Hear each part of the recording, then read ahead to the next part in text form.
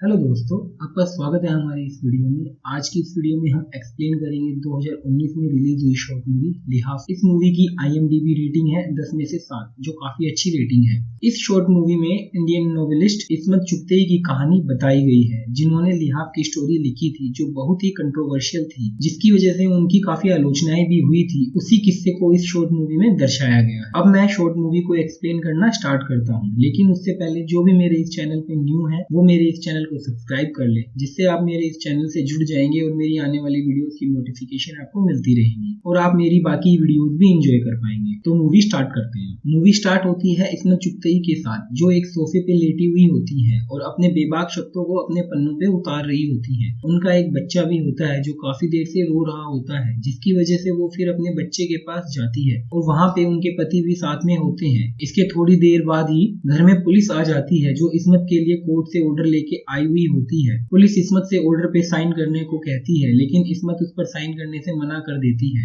थोड़ी देर में वहाँ पे इस्मत का एक दोस्त आता है, जो वकील भी होता है, जो इस्मत को बताता है कि तुम्हारी लिखी हुई कहानी लिहाफ पे केस हुआ है कि उस कहानी में लिखे गए शब्द गंदे हैं, जिसकी वजह से तुम्हें इस कोर्ट ऑर्डर पे साइन करना पड़ेगा। अगर नहीं करोगे तो तुम्हें जेल भी हो सकती है। ये बात सुन के परेशान होने की जगह इस्मत और भी ज्यादा खुश हो जाती है कि मुझे जेल जाने का मौका मिलेगा, लेकिन उसका दोस्त और उसका पति उसे पेपर पर साइन करने के लिए मना लेते हैं। इसके बाद हमें सीधा शाम का शॉट दिखाया जाता है, जिसमें इस्मत का पति उससे कहता है कि तुम्हारी वजह से हमारे पूरे खानदान का नाम मिट्टी में मिल जाएगा, बेहतर होगा कि तुम अपने लिखने के तरीके को थोड़ा सा सुधार लो। ये सुनने के बाद इस्मत कहती है कि मेरे ख्यालात हमेशा से ही अलग थे और ये तुम जानते थे, और मैं बाकी औरतों जैसी भी नहीं हूँ जो अपनी शर्म हया को ही अपना गहना मान बैठूं। मैं नहीं समझती कि औरतों का और मर्दों का जेवर अलग अलग होता है। अगर आपको अपने खानदान की इतनी चिंता थी तो आपको मुझसे शादी ही नहीं करनी चाहिए थी। उसका पति उसकी कही हुई बातों पर ज्यादा ध्यान नहीं देता है और कहता है कि अगर तुम ऐसे ही करती रही तो हमारी शादी ज्यादा दिन तक टिक नहीं पाएगी। इसके बाद हम देखते हैं कि इस्मत मशहूर लेखक मंटो से मिलती है और वो कहते हैं कि हमारी कहानी साथ साथ चलती ही थी, अब हमारे केस भी साथ साथ चलेंगे, तुम फिक्र मत करो, हम दोनों साथ में ही लाहौर चलेंगे। और फिर हम देखते हैं कि लाहौर कोर्ट में इस्मत की पेशी होती है और उसके केस की कार्रवाई शुरू हो जाती है। अब यहाँ पे मुझे इस्मत की लिखी हुई कहानी लिहाफ सुनाई और दिखाई जाती है। ये कहानी थी 1922 की, जहाँ हम देखते हैं कि एक औरत जिसका नाम बेगम जान है, उसकी शादी हो रही होती है। शादी हो जाने के बाद वो अपने कमरे में बैठकर अपने पति के आने का इंतजार कर रही होती है, पर काफी इंतजार के बाद भी उसके पति नहीं आते हैं। बेगम जान की शादी की पहली रात की सभी इच्छाएं अधूरी रह जाती है। फिर वो अगली सुबह जब उठती है तो अपनी नौकरानी से नवाब साहब यानी अपने पति के बारे में पूछती है, तो नौकरानी कहती है कि आप चिंता मत कीजिए, वो जल्द ही यहाँ पधारेंगे। तभी बेगम जान खिड़की से देखती है कि नवाब साहब दो जवान लड़कों से बात कर रहे होते हैं, तो वो इस बारे में नौकरानी से पूछती है। तो नौकरानी बताती है कि नवाब साहब बहुत ही अच्छे इंसान हैं, वो बाकी नवाबों की तरह उल्टे सीधे शौक नहीं पालते हैं, वो ऐसे ही जवान लड़कों का ख्याल रखते हैं और अपना ज्यादातर समय इनकी देखभाल में गुजारते हैं। यहाँ तक कि वो लड़कों की पढ़ाई तक का खर्चा भी उठाते हैं और ये सब इस महल में ही रहते हैं। अब बेगम जान हर दिन नवाब साहब का उनके पास आने का इंतजार करती थी, पर वो कभी नहीं आते थे और अब ऐसी तन्हाई में उन्होंने किताबों को पढ़ना शुरू कर दिया था। एक दिन बेगम जान कहीं बाहर जा रही थी, तभी नवाब साहब उनको रोक लेते हैं और उनसे पूछते हैं कि वो कहाँ जा रही है। बेगम जान कहती है कि इतने बड़े महल में रहकर हमारा दम घुटने लगता है, इसलिए सोचा थोड़ा बाहर जाके थोड़ी ठंडी ताजा हवा खा ली जाए। तो नवाब साहब कहते हैं कि अगर आपको किसी भी चीज की जरूरत है तो आप नौकरों से कह के मंगवा सकती हैं, और बाहर की हवा सबके सेहत के लिए अच्छी नहीं होती है। बेगम जान समझ जाती है कि नवाब साहब उन्हें बाहर नहीं जाने देना चाहते हैं। फिर वो उदास चेहरा लेकर वापस चली जाती है। अब ऐसे ही कई दिन बीत जाते हैं और नवाब साहब भी बेगम को अहमियत नहीं देते हैं, और फिर बेगम जान को लगने लगता है कि नवाब साहब को उनमें कोई दिलचस्पी ही नहीं है। फिर हम देखते हैं कि ऐसे ही महल में पड़े पड़े तन्हाई में जीते हुए बेगम जान की तबीयत खराब होने लग जाती है और उन्हें देखने के लिए नवाब साहब ने डॉक्टर को बुलाया होता है। बेगम जान की नौकरानी बताती है कि उन्हें जोड़ों में दर्द रहता है और कई बार उन्होंने दर्द की शिकायत भी करी है। इस पर नवाब साहब कहते हैं कि वो उसकी मालिश के लिए एक मालिश वाली रख देंगे। अब जब अगली सुबह बेगम जान की आंख खुलती है तो उनके सामने मालिश करने वाली औरत रब्बो खड़ी होती है। रब्बो बेगम जान की पीठ पे तेल लगा के मालिश करना शुरू करती है तो बेगम जान की आंख से आंसू आ जाते हैं। तभी रब्बो उनसे पूछती है कि वो रो क्यों रही है। तभी बेगम जान बताती है कि मुझे इतने दिनों के बाद किसी ने छुआ है। बेगम जान अकेले रह रह के इतना ज्यादा तन्हा और मायूस हो चुकी थी, रब्बो का पहली बार छूना भी उनके अकेलेपन को दूर करने जैसा था। अब जैसे वैसे ही धीरे धीरे रब्बो बेगम जान के पूरे शरीर की मालिश करने लगती है और इसी बीच उन दोनों में नजदीकियां आने लग जाती है, जैसे कि रब्बो बेगम जान की तन्हाइयों को मिटाने ही आई हो। अब हम इस्मत के बचपन का रूप देखते हैं, जहां उसकी माँ उसे बताती है कि वो कुछ दिन के लिए आगरा जा रही है और तुम अपने भाइयों से लड़ाई झगड़ा ना करो, इसलिए मैं तुम्हें बेगम जान के पास छोड़ कर जाऊंगी। अब इस्मत की माँ इस्मत को लेकर बेगम जान के पास जाती है और उन्हें सारी बातें बताकर इस्मत को वहीं पे छोड़ देती है। और इस्मत बाकी लड़कियों जैसी तो बिल्कुल भी नहीं थी और वो वहां जाते ही पूरे महल में उछलने कूदने लग जाती है और हर चीज को देखने लग जाती है। इसी बीच हम देखते हैं कि नवाब साहब किसी जवान लड़के के मुंह पर हाथ फेर रहे होते हैं और उसी सुंदरता को निहार रहे होते हैं। तभी यहाँ पे हमें समझ आता है कि नवाब साहिब के शौक ही अलग है, उन्हें औरतें नहीं बल्कि जवान मर्द लुभाते हैं, इसलिए वो बेगम जान के पास नहीं जाते क्योंकि उन्हें तो वो पसंद था जो उनके खुद के पास था। बेगम जान कई बार कोशिश करती है कि वो उनसे बात करे और उनके पास आए, लेकिन नवाब साहिब बेगम जान को बिल्कुल भी भाव नहीं देते और अब बेगम जान की भी कुछ इच्छाएं थी जो नवाब साहिब के पास होने पर ही पूरी होती, लेकिन नवाब साहिब उन्हें देखते तक नहीं थे। इसलिए अब अपनी इच्छाओं को पूरा करने के लिए बेगम जान ने रब्बो का सहारा ले लिया था और अपने अंधेरे की खाली जगह को भरने के लिए रब्बो के करीब जाने लग गई। अब एक रात इस्मत की कुछ आवाजों की वजह से आंखें खुल जाती है और वो अंधेरे में दीवार पे बनी एक परछाई को देखती है जो कि एक हाथी की तरह दिख रही होती है, जो कभी छोटी हो रही होती है कभी बड़ी हो रही होती है।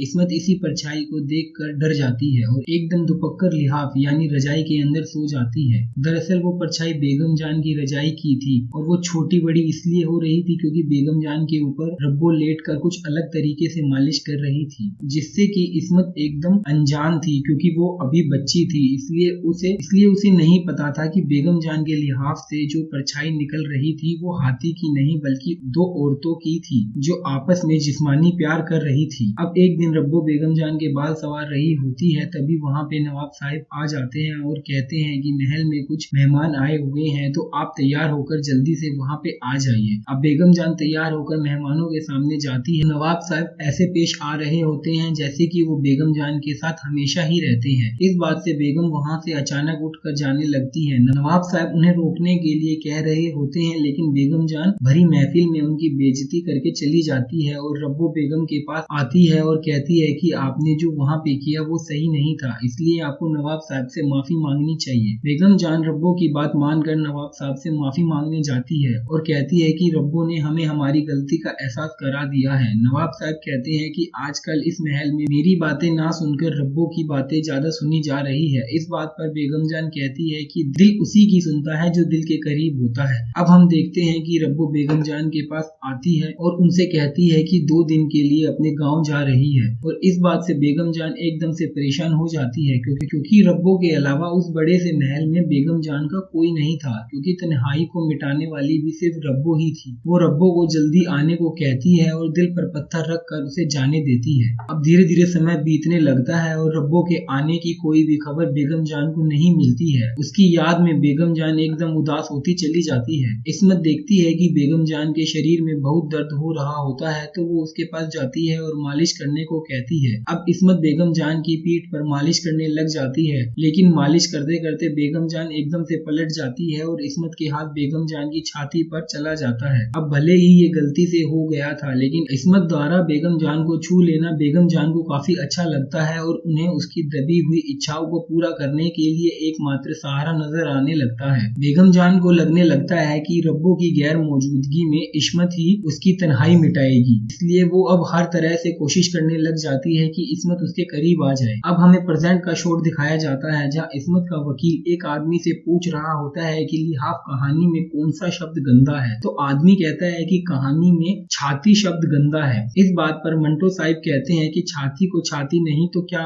मूंगफली कहेंगे। अब अगले दिन कोर्ट की फिर से सुनवाई होती है और वहीं पे इस्मत बैठी होती है और तभी वहाँ पे एक आदमी आता है और उससे कहता है कि तुम इतनी गंदी गंदी कहानियां लिखती हो, तुम्हें तो जेल होनी ही चाहिए। अब हमें फिर से लिहाफ की कहानी दिखाई जाती है जहाँ हम देखते हैं कि बेगम जान इस्मत को अपने पास बैठाकर उसके साथ एक खेल खेल कर अपने करीब और रिझाने की कोशिश कर रही होती है, लेकिन इस्मत को उनके इरादे कुछ सही नहीं लगते, इसलिए वो वहाँ से भाग जाती है। अब हमें अगले शॉट में दिखाया जाता है कि अब रब्बो वहाँ वापस आ चुकी है और उसे देखकर इस्मत की जान में जान आती है। अब बेगम जान उसे परेशान नहीं करेगी। अब रब्बो बेगम जान से मिलती है तो बेगम जान उस पर खूब गुस्सा करती है क्योंकि फिर वो 2 दिन का बोलकर 3 दिन बाद आती है और वहाँ से उसे चले जाने को कहती है।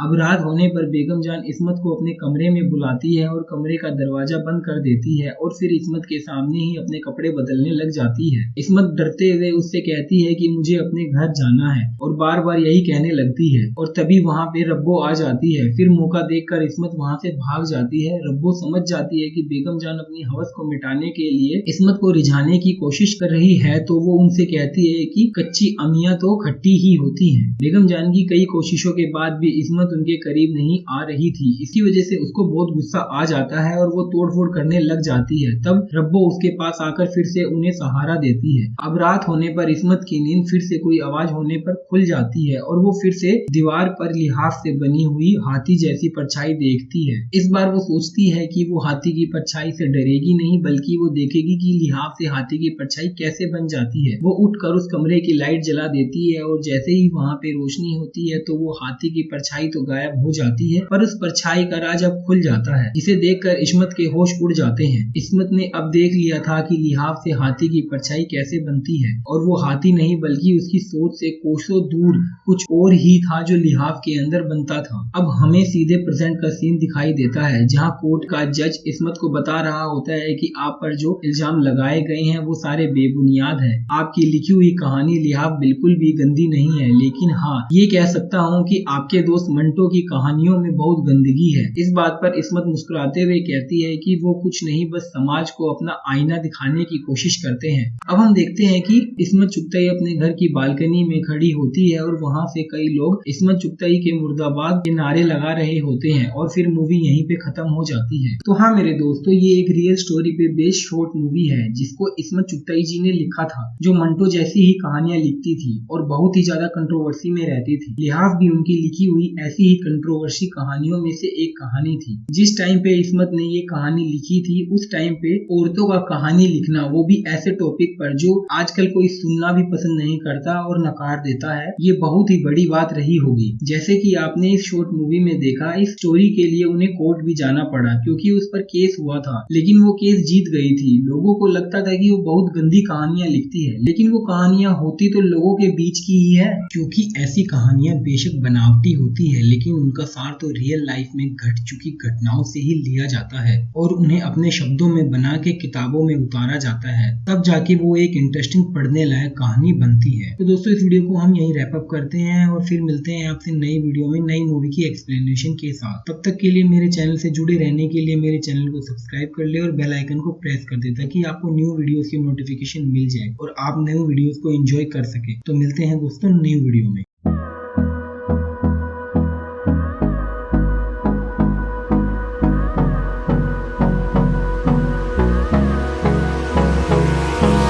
Hold me close till I get up. Time is barely on our side.